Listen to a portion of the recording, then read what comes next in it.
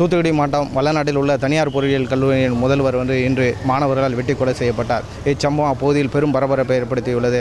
அதாவது சில மாணவர்கள் அரசு பேருந்தில் இடம் பிடிப்பது சம்பந்தமாக தகராறு இருந்துள்ளது. இதனைத் தொடர்ந்து அந்த மாணவர் ஒருவரை கல்லூரி முதல்வர் சஸ்பெண்ட் செய்துள்ளார். இது சம்பவம் தொடர்பாக மொரப்பநாடு போலீசார் வழக்கு பதிவு செய்து 3 பேரை கைது செய்துள்ளனர்.